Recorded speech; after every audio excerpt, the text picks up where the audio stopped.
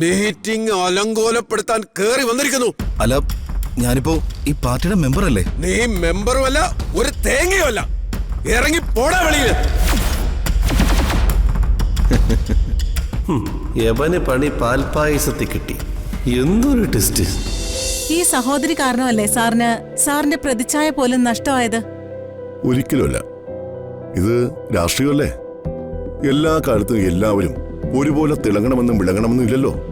Party പിളരാനുള്ള കാരണം സാറിന്റെ കുടുംബവാഴ്ചയാണെന്ന് പറയപ്പെടുന്നുണ്ടല്ലോ. അത് പാർട്ടി പിളർത്തിയവർ തന്നെ എനിക്ക് നേരെ ഉന്നയിക്കുന്ന ആരോപണങ്ങളല്ലേ? എന്റെ ഭാഗത്തുനിന്ന് ഒരു കുടുംബവാഴ്ചയും വന്നിട്ടില്ല. ഞാൻ ഹോസ്പിറ്റലായപ്പോ എന്റെ ചേച്ചിയെ മിനിസ്റ്ററാക്കിയത് ഞാനല്ല, പാർട്ടിയാ. അനന്തംപിള്ള പാർട്ടിയിൽ പിടിമുറുക്കിയതോടെയാണ് സാറ് പാർട്ടിയിൽ നിന്ന് അകന്നതും സാറിന്റെ പാർട്ടി പിളരുന്നതും. അത് സത്യല്ലേ സർ? സാർ എന്തു പറയുന്നു? ഒരു വ്യക്തിയെക്കുറിച്ച് വിമർശിക്കാനോ നിന്ദിക്കാനോ ഞാൻ തയ്യാറല്ല. ഞാൻ പാർട്ടി വിട്ടു.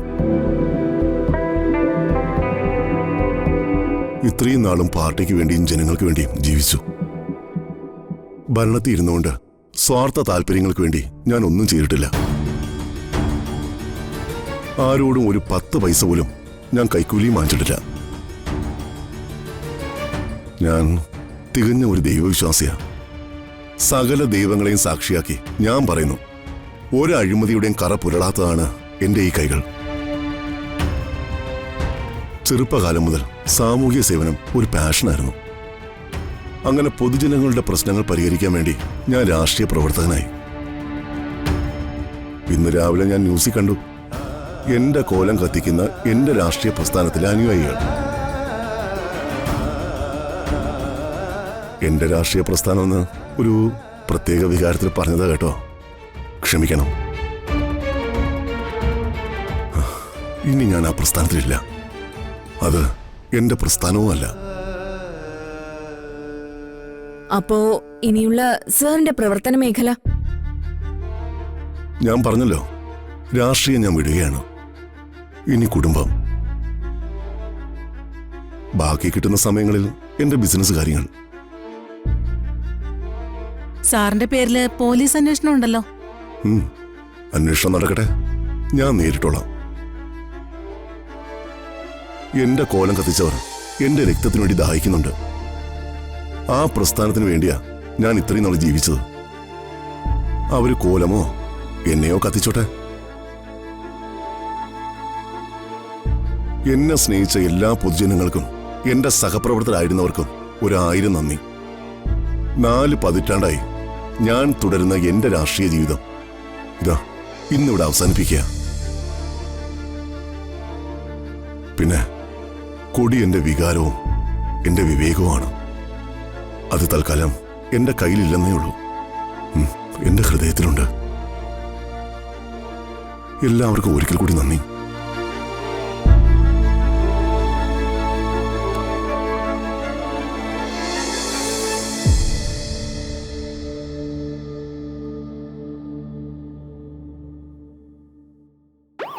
യെസ്, അടുത്ത മന്ത്രി ഞാൻ തന്നെ. ഈ ശല്യം തീർന്നു.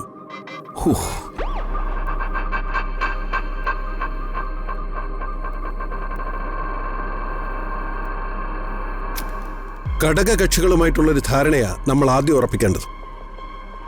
DTP കഴിഞ്ഞ പ്രാവശ്യം 9 സീറ്റ് കൊടുത്തു. അവർക്ക് കുറച്ച് നേതാക്കന്മാരേ ഉള്ളൂ, അണികളൊന്നും ഇല്ല. അത് ശരിയാ. അതുകൊണ്ട് കൊടുക്കുന്ന സീറ്റുകളുടെ എണ്ണം കുറയ്ക്കണം. അവർക്കൊരു 4 സീറ്റ് കൊടുത്താ പോരെ? അതിനവര് വില്ലിങ് ആവുമെന്ന് തോന്നുന്നില്ല. എന്തായാലും ഒരു 5 സീറ്റെങ്കിലും നമുക്ക് കൊടുക്കേണ്ടി വരും. നമ്മുടെ കൂടെ കുറെ ഈർക്കിൽ പാർട്ടികളുണ്ടല്ലോ സാർ. OTP, DTP, മരച്ചീനി, മാങ്ങാത്തൊലി, കുറെ പാർട്ടികളുണ്ടല്ലോ സാർ നമ്മുടെ കൂടെ. ഇവരൊക്കെ മുന്നണിയിൽ എടുക്കണോ സാറേ? കുറെ കാലമായിട്ടുള്ളതല്ലേ, അങ്ങനെ നമുക്കങ്ങ് കളയാനും പറ്റില്ല. യവന്മാരെ പലതരം വേലകൾ വയ്ക്കും. ചുമ്മാ ഇരിക്കട്ടെ, ഓരോ സീറ്റിനും ഓരോ മന്ത്രിപദവും.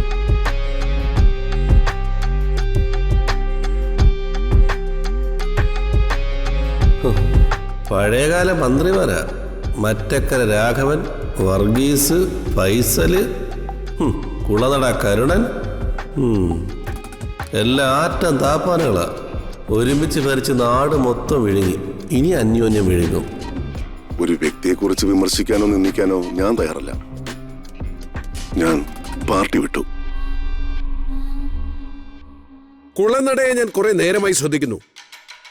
താൻ ഈ മീറ്റിംഗിനിടയിൽ ടിവിയിൽ നോക്കിയിരിക്കുന്ന എന്തിനാ? ഞാൻ പ്രതാപ് വർമ്മ സാറിന്റെ വാർത്താ സമ്മേളനം കാണുമായിരുന്നു. സത്യം പറഞ്ഞ കഷ്ടം തന്നെയല്ലേ സാറേ? വളരെ നീതിമാനായ ഒരു മനുഷ്യനായിരുന്നു സാറ്. Damn it! ദോ, എന്റെ കാശ് ചാക്ക് കണക്കിന് എണ്ണി വകച്ചിട്ട് എന്റെ മുമ്പിൽ ഇരുന്ന് പ്രതാപ് വർമ്മയെ പുകഴ്ത്തുന്നു. അയാളോട് അത്ര അനുകം വേണമെങ്കിൽ എന്റെ കാശ് ഇറങ്ങി പോടാ. Damn it! ആ ചാപ്റ്റർ ക്ലോസ് ചെയ്തതല്ലേ കുളനട. ഇനി ആ പാർട്ടങ്ങ് വിട്ടുകളാ. അവന്റെ പേര് ഉച്ചരിക്കുന്നവനെ പോലും എനിക്ക് ഇഷ്ടമല്ല. അത് പോട്ടെ അനന്തപിള്ള സാറേ, അതങ്ങ് വിട്ടുകളാ. ഓ ആ താനിപ്പോ ഇവിടുത്തെ സെക്യൂരിറ്റി ആയോ? ചെല്ല്. All the best. അല്ല, മീറ്റിംഗ് തുടങ്ങിയിട്ട് കുറെ നേരമായോ അങ്ങളെ? ഇയാള് വെളി നിൽക്ക്. നിന്നോട് പുറത്തു നിൽക്കാനാ ഞാൻ പറഞ്ഞത്. എന്നോട് എന്തെങ്കിലും പറയാനുണ്ടെങ്കിൽ അത് മീറ്റിംഗ് കഴിയുമ്പോ പറയാം. ദൈവമേ, 8ന്റെ പണി കിട്ടിയല്ലോ. അങ്ങള് തമാശ പറയുവാണോ? തമാശയല്ല, കാര്യമായിട്ടാ പറഞ്ഞത്. പാർട്ടിയുടെ മീറ്റിംഗ് നടക്കുമ്പോ അന്യരൊക്കെ പെർമിഷൻ ഇല്ലാതെ വലിഞ്ഞു കയറി വരുന്നു.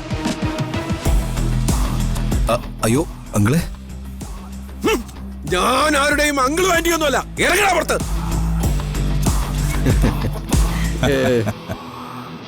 മീറ്റിംഗ് അലങ്കോലപ്പെടുത്താൻ കേറി വന്നിരിക്കുന്നു.